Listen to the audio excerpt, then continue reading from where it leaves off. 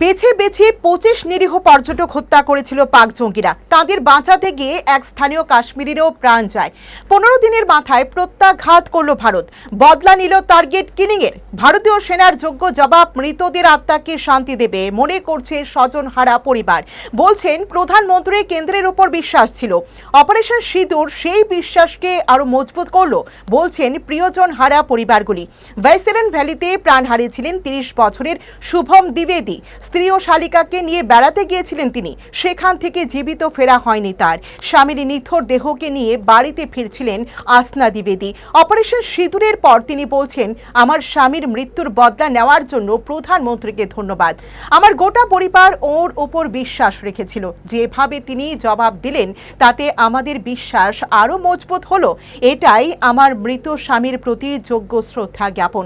তিনি যেখানেই থাকুক আজ শান্তি পেলেন। পেহেলগাঁও বেড়াতে গিয়ে প্রাণ হারিয়েছিলেন নৌসেনার লেফটেন্যান্ট জেনারেল বিনয় নারওয়াল। তার বাবা রাজেশ নারওয়াল বলেন, যখন এই ঘটনা ঘটল তখনই বলেছিলাম ভারত সরকারের উপর আমার পূর্ণ বিশ্বাস রয়েছে। আজ ওরা ওদের কাজ করলো।